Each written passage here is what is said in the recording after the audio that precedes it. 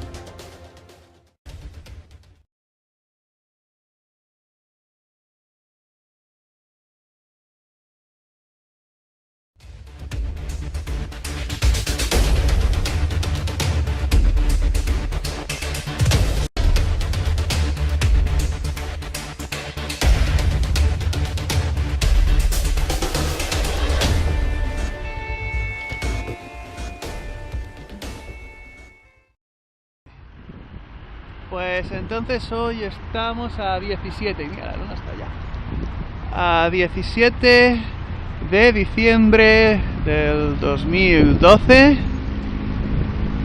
5 días antes del fin del mundo. Vaya porquería de cielo que han dejado. Sí, y allí todas estas nubes que se ven son creadas por los aviones. Y aquí tenemos uno arriba, que normalmente cuando lo grabo no se ve. Espera, a ver si el zoom se acerca. No se ve el avión normalmente cuando lo grabo, pero aquí está arriba. Es que estos móviles no tienen el zoom como tendrían que tenerlo. Pero ahora, ahí tenemos uno más, que hoy es el enésimo. Llevan desde el sábado rellenándonos el cielo con sus productos químicos. Mira, se le acaba la gasolina, ¿has visto? Sí. Se le acaba la gasolina. Qué raro, ¿no? Sí. Igual es que un avión de 80 toneladas planea. A ver, quisiera saber algún científico que me explique cómo puede ser que en este momento el avión está, la estela desapareciendo, pero la misma estela quede haciendo esta cosa por aquí. Qué cosas más curiosas, ¿verdad? Pues allá se va el avión y aquí nos deja la estela que se está expandiendo. Ajá. Pues muy bien. Mira, por ahí adelante ahora suelta contrail. El mismo avión que ha hecho Sí. el chemtrail, ahora suelta el contrail. Sí, sí, ahí es la diferencia. Si fuera una estela normal, sería lo que ahora está haciendo. Pero en cambio, en un momento ha dejado de difundir el producto químico y aquí se ve la diferencia. Aquí sería donde ha empezado a funcionar correctamente con los motores normales y aquí donde estaba la estela. Pues se ha cortado el chorro y Sí. ahora hace contrail, lo normal. Exacto. Y aquí ha soltado todo. O sea, más pistas, más indicios. Es que el que no quiera verlo, es que ya no hay forma de que se dé cuenta. Además está clarísimo, Fíjate, Jaja. Sí, hemos pillado uno justo. hemos pillado uno justo que se ha ido por allá. Vale. Bueno, pues aquí queda otra evidencia más de los chemtrails o como quiera pronunciarse la palabreja. And that's the senator's own statement. So yes, I do stand on that. Thank you, Mr. Fletcher. Thank you, Mr. Chairman. There is a growing citizens movement demanding an explanation of chemtrails. And I talked to my NSA buddies at Fort Carson, Peterson Air Force Base, and Buckley, where I was actually their doctor taking care of the pilots flying and spraying the chemtrails. So I know it's real. If anybody says it's not real, they're full of it. It's not the same as conducting some localized test for some defensive project. This is open air operations. It's not a test. This thing is in place.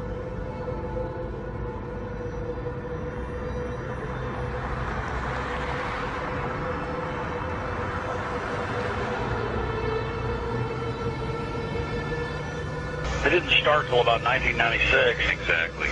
And, growing up my whole life, a condensation trail disappeared, the 20 seconds, a minute, 2 minutes. And now it can be in the summer at like 4,000 feet, and there's these big clouds behind jets. Some jets leave it behind, leave a trail behind them. Other jets at the same flight level, same altitude don't. And, instead of just getting into are they spraying us or what's changed in the jet fuel or what's changed in the atmosphere, there are tens of thousands of declassified admissions under different programs where different Pentagon programs, different agencies of the government have tested chemical, biological, and radiological agents on the American people.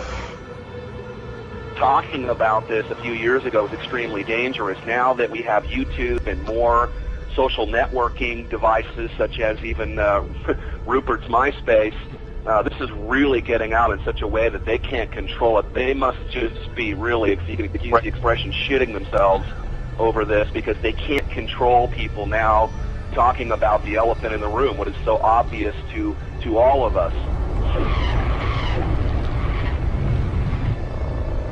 there's a feeling from that area that the state doing all of these weather modification programs might not be doing it for the benefit of the citizens of Texas and other states that they may impact as well. Well, many of the planes that we're seeing here in Abilene will actually turn whatever they're spraying on and off right before our eyes. I mean, you'll see a plane up there flying like normal, and then all of a sudden it starts spraying. We've seen them fly off into the distance and then loop around and fly back again. These are not your typical planes with a preordained path destination from city to city. Someone needs to explain to me why do they stop traveling in one particular direction and then loop around and come back again. They perform this behavior so many times that we start seeing the tic-tac-toe grids in the sky. We're witnessing the giant X's. And I mean, Rosalind, when you and I grew up, these contrails naturally dissipated in a few seconds or perhaps a minute max. But these things expand, they grow bigger, and before you know it, the entire sky is overcast. That's correct. And they are there all day. They do loop the loop around our county and our state. We follow them at times with spotters in different areas, watching the planes loop, come back around. And we know from the FAA records that the jets from commercial airlines fly in straight lines. And coming across our county, there aren't many, and they stay mostly in certain patterns. The jets that we see leaving the persistent jet contrails move in directions that normal jets wouldn't fly because it would use too much fuel and put them off schedule. And the jets that we see here do loops. We've got pictures of them looping the same X's and crosshatches. But I believe that some of that, not only are they looking for keeping something in the air almost all the time, but we feel that some of the markings are to mark the start and stop areas for their program.